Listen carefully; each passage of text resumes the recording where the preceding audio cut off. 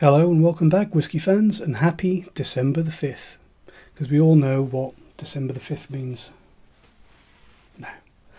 No, nothing on December the 5th. It's the 5th day of the Whisky Advent calendar.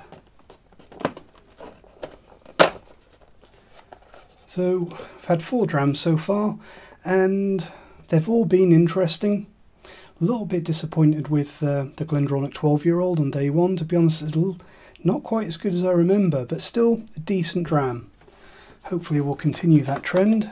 The whisky that we had yesterday, the Weems Malt Spice King 12, actually did a little bit of research on that, because with a name like Spice King I was expecting spiciness, basically, and I didn't really get too much of that.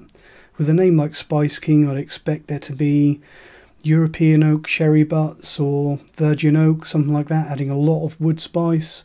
And to be honest, a whisky called Spice King, I'm really glad that it was in the Advent calendar, because I would have never tried that myself, because spicy oak spice dominant whisky is really not my thing, and I don't tend to go for things like that. But very pleasantly surprised, because it wasn't an oak dominated whisky. It's a really good one. From what I could see from my research, well, the good news to start with is that it sells for £38 here in the UK, so I'll definitely be buying a bottle of that. It's absolutely not the last we'll see of that whisky on this channel. But I also found out that it's a blended malt made of Bunnahabhain and Highland Park, all 12 years old, and matured in, it said hogsheads. I want to say sherry hogsheads, but it was definitely some sort of hogsheads, which kind of makes sense for what I was tasting. There's a little bit of oakiness there, definite oaky presence, giving it a nice little bit of edge, but not really the spice fest that you would expect for that name. So yeah, that one is a strong contender for Dram of the Advent calendar this year, I think. Don't want to call it too early, because we are only on day 5. Speaking of day 5, 5th of let's just get rid of that. 5th of December has got to be something, hasn't it? Now I've mentioned it, there's a holiday or an observance on every day. Give me a second. No, I'm lying to you. Every day is an observance of some kind apart from December the 5th. It's bugger all. World Soil Day.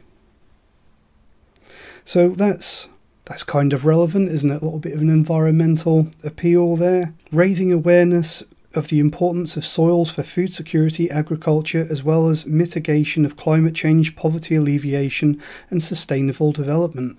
And that's very, very applicable to anyone that likes good whisky made out of good barley. So yeah, December the 5th, International Soil Day. Sorry, that's about as good as it gets. Anyway, where's that whisky? I've got a glass. Hat can go on there. If I was really smart, I could keep the whisky under the hat, couldn't I? So that I can't see it. That one didn't really crack. Hopefully that's sealed. Well, there's definitely something in there. So, label away. Let's get some in the glass. It's wet, it's whiskey coloured. It's a good start. And I've poured that everywhere, so it's going to take the varnish off the table. Let's get the hat involved.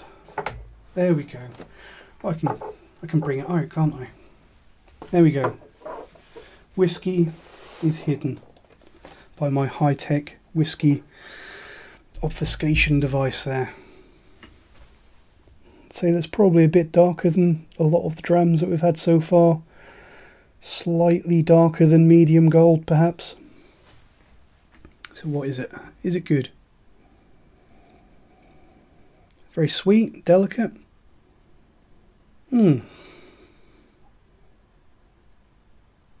Very, very different to what we had yesterday, and probably different to everything that we've had so far. Sweet, honeyed, good deal of sweet maltiness. Appley. Apple, creamy, pears.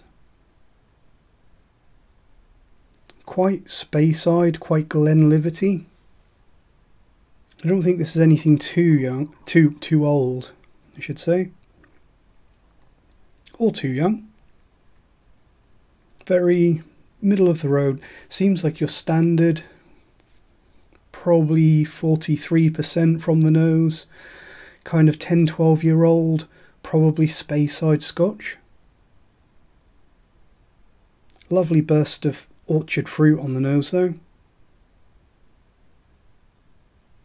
A little bit of a facade though. There's lots of fruit, sweet fruitiness up front. But it kind of dies away. It's not quite got the intensity to be, you know, like a 15-16-year-old craft presentation thing. I don't think this is 46%. Definitely not.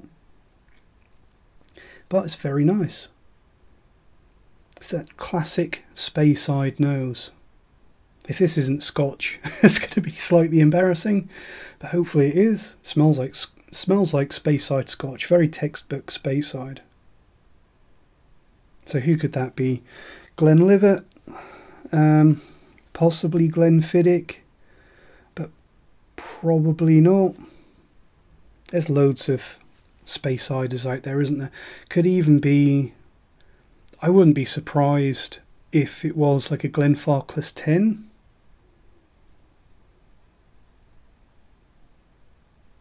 But there's so many Speyside and typically Speyside single malts, so very hard to pinpoint. Let's see how it tastes.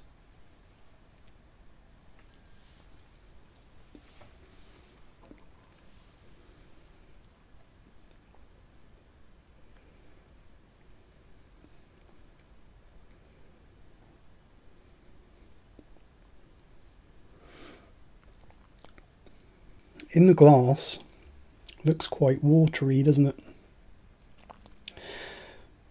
Reasonably clear, not the clearest whiskey I've seen, but pretty clear.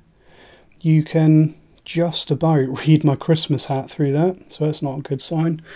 And the legs on this one, it's not something that I really pay a lot of attention to, because I don't think that there's a huge amount that you can learn from the way that a whiskey clings to the glass. Obviously some people disagree, but the way that it doesn't stick to the glass at all, and how thin, pleasant but thin this is on the palate, I think this is probably a 40% whiskey. Great nose though, and that is often the case.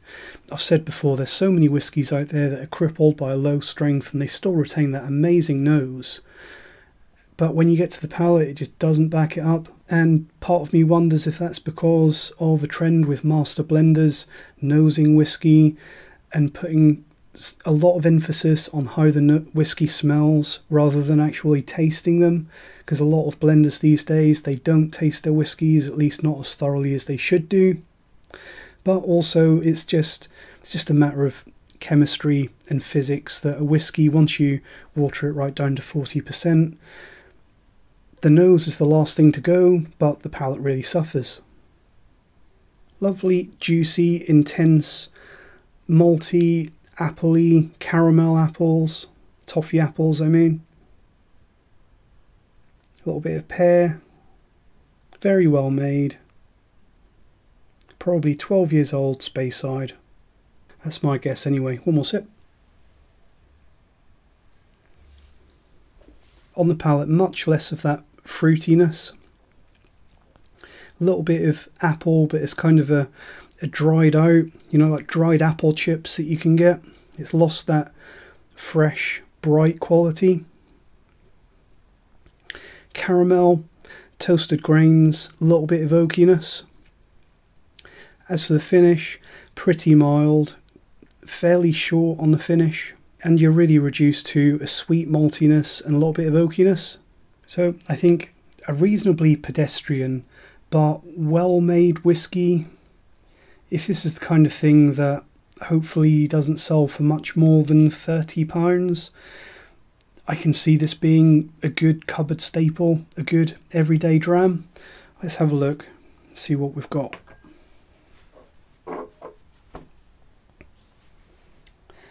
Singleton of Dufftown, 12-year-old. So, Speyside, 12 years old, 40%. Not bad. Reasonably on the money. And speaking of money, I think I haven't actually had the 12-year-old recently. It's probably been about 10 years since I've had a bottle of the Singleton of Dufftown 12. But I had that no age statement one, which the label is still up there. You can get that for just over £20, or probably just under £20 in the UK if you wait for the offers to come around. So I'd imagine that the 12-year-old probably sells for high 20s, which is probably about right for a whisky of this stature. Very decent nose.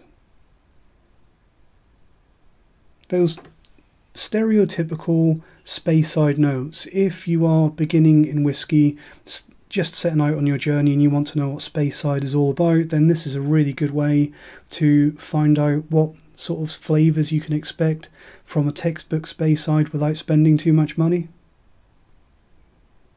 Lovely burst of orchard fruit, creamy, malty, honey.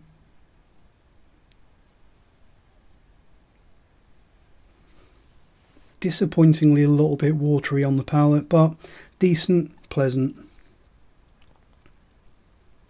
So, Singleton of Dufftown 12-year-old.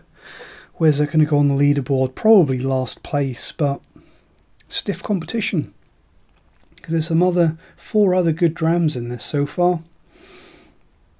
Although saying that, this is pretty much what I remember from the entry-level Dufftown drams, and that Glendronach 12, not quite as good as I remember, so going to be close between those two. Do we feel cheated having paid about £4, a 24th of the advent calendar, about £4 for a dram of this? A little bit, but it's different. Nice little change of pace, possibly something that we wouldn't necessarily buy, not a full bottle of. So that's not too bad. Let me know what you think of Singleton and what you think of the Dufftown 12-year-old. Thanks for watching, and happy International Soil Day. Cheers.